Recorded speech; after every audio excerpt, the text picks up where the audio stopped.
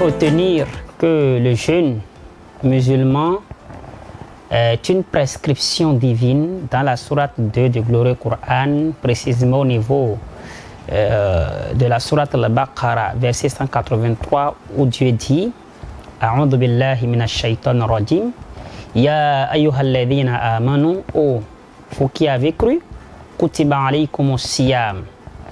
Le jeûne du Ramadan a été prescrit pour vous, Kama kutiba ala alladhina min qablikum, tel que cela a été prescrit à ceux d'avant vous, la'allakum tattaqun. Peut-être à travers l'observation scrupuleuse de ce jeûne, vous allez atteindre le degré des pieux. Alors, au terme de ce verset, il convient de retenir tout simplement que le jeûne du Ramadan est un jeûne obligatoire, puisque c'est prescrit par Dieu le Tout-Puissant.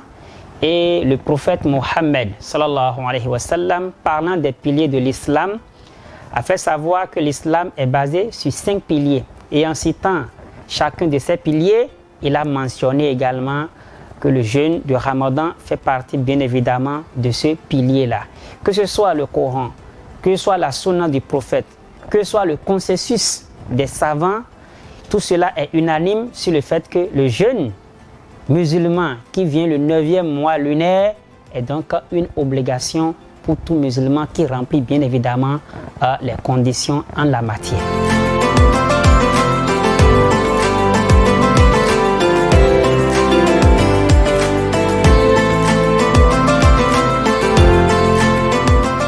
Celui qui en vit, puisque c'est une grâce de Dieu de vivre un moment de Ramadan jusqu'à un autre moment. Celui qui en vit, le musulman qui en vit et qui voit l'arrivée de ce mois de Ramadan, de jeûne obligatoire, la toute première chose qu'il incombe, c'est de prendre les dispositions pour jeûner convenablement ce mois. Tant qu'il n'est pas malade, tant qu'il n'est pas en état de voyage perturbant, tant qu'il n'est pas en état de lochi ou de menstruer, tant qu'il dispose déjà toute sa faculté mentale, psychique, alors le jeûne devient obligatoire pour lui. C'est la toute première chose. Et deuxième chose qu'on ne doit pas oublier, le tout ne suffit pas seulement de ne pas manger ou de ne pas boire dès l'aube jusqu'au coucher du soleil. Ce n'est juste qu'une portion, une petite portion du jeûne, ça. Le jeûne du Ramadan va au-delà de la privation des manger, des boissons. Au-delà du fait que le musulman ne doit ni manger ni boire dès l'aube jusqu'au coucher du soleil, il doit également sacrifier à d'autres traditions qui consistent tout simplement à éviter, numéro 1, des propos frivoles. Comme l'a déjà dit le prophète Mohammed, sallallahu alayhi wa sallam, celui qui ne s'abstient pas des paroles mensongères alors qu'il est en état de jeûne, Dieu n'a nullement besoin de sa privation du manger et du boire. C'est-à-dire, si je jeûne et mon jeûne ne m'empêche pas de dire de n'importe quoi sur les autres, ce que moi-même je n'aurais pas aimé qu'on dise sur ma propre personne, je me fais le plaisir de dire cela sur les autres, alors que je suis en état de jeûne, ce jeûne n'a aucun sens auprès de Dieu Tout-Puissant. Donc, à part le fait de ne pas manger, il faut faire jeûner sa langue. Ne pas mentir, ne pas dire de n'importe quoi. Faire jeûner également ses yeux en évitant de contempler des choses interdites, des films obscènes, toutes choses qui peuvent provoquer l'envie auprès du sexe féminin ou du sexe masculin en état de jeûne. On doit tout faire également pour l'éviter. L'autre élément fondamental qu'on ne doit nullement perdre de vue, c'est de voir l'objectif que nous visons en jeûnant le Ramadan. Et l'objectif l'est déjà rattaché dans le verset qu'on a lu tantôt, c'est comment faire pour atteindre le degré des pieux. Et ça a un prix à payer. Pour atteindre ce degré-là, il faut forcément respecter tout ce qui rentre dans le cadre des prescriptions d'Allah tout au long de ce mois de Ramadan-là. Nous avons les prières. Je ne dois pas jeûner pour que les faiblesses, la fatigue du jeûne m'arrachent les 5 prières obligatoires. C'est ce que nous constatons généralement. Quand on jeûne, parce qu'il est fatigué physiquement, il va dire, bon, je vais dormir. Et peut-être après la prise de repas de l'aube, c'est le sommeil. Et il va sacrifier la prière de l'aube. Et en pleine journée, sous l'effet de la fatigue également, il laisse peut-être les prières de la mi-journée. Et malheureusement, c'est le soir, vous allez le voir en train de courir vers les prières nocturnes, où les mosquées sont un peu remplies. Oubliant que ces prières que nous accomplissons pendant ce mois de Ramadan, c'est ça beaucoup d'avantages. Parce que le prophète Mohammed, sallallahu alayhi wa sallam, qui veut dire, celui qui passe les nuits de Ramadan en prière, Dieu va lui pardonner ses péchés antérieurs. Et c'est ce qui amène beaucoup de musulmans les soirs, après avoir rompu le jeûne, on remplit les mosquées en prière.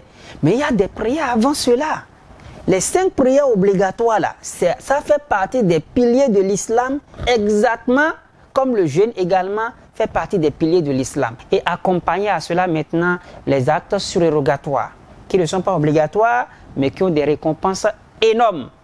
Comme par exemple, lire le Coran, comme par exemple, penser aux démunis, ceux qui n'ont de quoi manger le repas de l'aube, ils n'ont de quoi rompre leur jeûne le soir, voler au secours de ces différentes personnes vulnérables et toutes sortes de manifestations allant dans le sens d'encourager les gens, de voler au secours des plus pauvres. Le musulman doit également faire partie manifestée, puisque le prophète Mohammed sallallahu alayhi wa sallam dit Afdal sadaqati fi Ramadan ou kaman qala Rasul, la meilleure d'aumône qu'on puisse faire, c'est celle durant ce mois de bénédiction qui a pour nom le mois de Ramadan.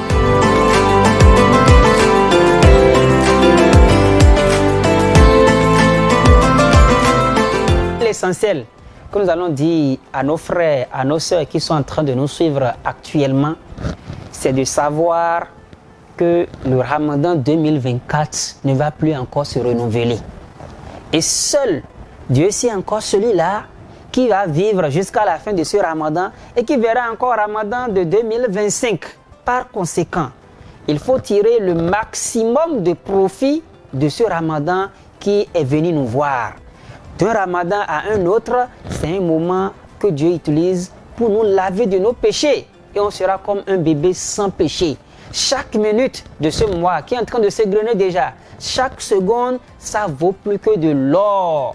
Il ne faut pas passer ça dans des bavardages de gauche à droite. Il ne faut pas passer ça dans nos tas que nous trimballons avant l'arrivée du Ramadan. Si je parle des tas, peut-être la prise de l'alcool, peut-être la fornication, peut-être courir derrière les femmes d'autrui, peut-être poser des actes barbares. On ne doit pas nous retrouver dans ces champs, sur ces champs d'action-là, pendant ce précieux mois de Ramadan. Sinon, ce serait une manière de faire de prendre son habit, d'accord, et de chercher à rendre ça propre avec des souillures. L'habit ne va jamais être propre. Donc, c'est le moment de la renaissance de notre âme, de renforcer davantage notre relation avec Dieu Tout-Puissant. En quoi faisant?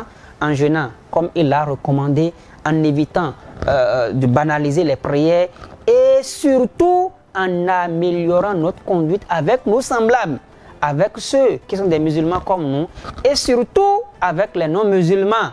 Parce que quand on dit l'islam, ce n'est pas seulement voler cultuel, non. Ce n'est pas seulement prier, jeûner, non. Mais c'est prier, jeûner et être doté des comportements vertueux. Et c'est à ce prix qu'on pourra sortir de ce mois de Ramadan gagnant.